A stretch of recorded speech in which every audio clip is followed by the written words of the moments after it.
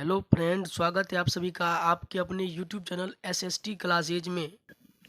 दोस्तों, हम स्वामित्व के आधार पर संसाधनों का वर्गीकरण देख रहे थे। तो इससे पहले एक वीडियो डाला जा चुका है। वो पार्ट 1 है, उसी का ये पार्ट 2 है। उसमें उस वीडियो में हमने स्वामित्व के आधार पर संसाधन का वर्गीकरण किया था। तो इसके 4 प्रकार में से 2 प्रकार हो गया था और इसमें 2 प्रकार बच गया था। तीसरा जो था तो उसी को इसमें देखने वाले हैं। तो इसका तीसरा प्रकार है कि राष्ट्रीय संसाधन क्या है। तो देखिए, इसका उत्तर है कि ऐसे संसाधन जो किसी देश या राष्ट्र के अंतर्गत उपलब्ध होते हैं उसे राष्ट्रीय संसाधन कहते हैं। अर्थात ऐसे संसाधन जो किसी देश के या किसी राष्ट्र के अंदर में उपलब्ध होता है उस संसाधन को हम लोग बोलते हैं राष्ट्रीय संसाधन। इसी में हमारा एक पॉइंट है कि देश के सरकार का कानूनी तौर पर यह अधिकार है कि वे व्यक्तिगत संसाधन का अधिग्रहण आम जनता के हित में कर सकती है। अर्थात यहाँ पर ये लिखा हुआ है कि जितने भी देश हैं उन देश का जो सरकार होते हैं उस सरकार का कानूनी तौर पर अर्थात कानून के अनुसार वो उसके पास यह अधिकार होता है कि मान लीजिए कि जैसे तालाब की ज़रूरत है पूरे गांव के लोगों को, और सरकारी कोई तालाब नहीं है, और कोई व्यक्ति अगर तालाब को बना रखा है तो सरकार को यह अधिकार है कि उस व्यक्ति से के द्वारा उसे कुछ मुआवजा दे करके वो जो उसका खास का तालाब है उसको अधिग्रहण आम जनता के हित में कर सकती है। अधिग्रहण मीन्स उसको कुछ मुआवजा देकर उस पर सरकार खुद कब्जा करके, और जो आम जनता होगी उसके किसी गांव में उस जनता को उस संसाधन का लाभ उठाने के लिए सरकार सहायता उससे प्रेरित करेगा। अब इसका जैसे दिया हुआ है कि इसके जैसे में क्या क्या आते हैं, तो इसके जैसे में है भूमि, खनिज पदार्थ, जल संसाधन, वन एवं वन्य जीव। अर्थात ये सब का जो मैंने आपको नाम बताया, ये सब उदाहरण, तो ये सब जो है किसी देश के राजनीतिक सीमा के अंतर्गत जब ये सब संसाधन उपलब्ध होती है तब इन संसाधन को हम लोग राष्ट्रीय संसाधन कहते हैं। अब ये राजनीतिक सीमा क्या होता है उसे भी हम समझ लेते हैं।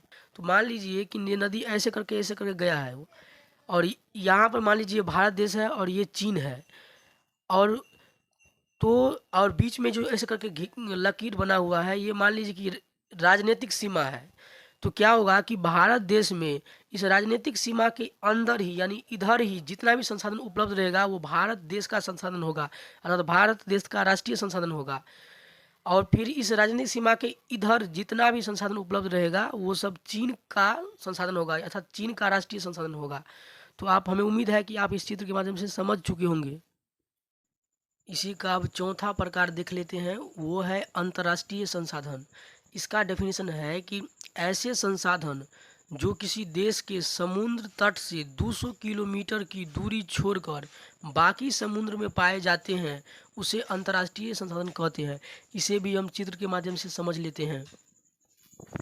तो देखिए, मान लीजिए कि ये एक समुद्र है और बीच में एक राजनीतिक सीमा दिया गया है।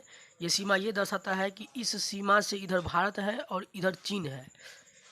और हम आपको अंतर्राष्ट्रीय संसाधन में ये समझाना चाह रहे हैं कि ये भारत है और ये चीन है, और ये समुद्र तट मतलब ये सब समुद्र तट है, अर्थात समुद्र का किनारा है।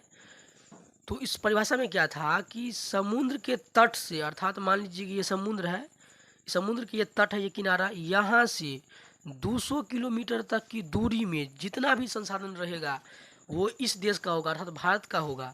और 200 किलोमीटर दूरी के बाद जो बच जाएगा, मान लीजिए कि यहाँ से यहाँ तक 200 किलोमीटर दूरी पूर गया, तो यहाँ से यहाँ तक अगर 200 किलोमीटर पूर गया तो यहाँ से 200 किलोमीटर तक जो भी संसाधन रहेगा वो भारत का होगा। बाकी 200 किलोमीटर दूरी अगर यहाँ पुर गया तो यहाँ से आगे जो भी संसाधन रहेगा वो चीन का होगा।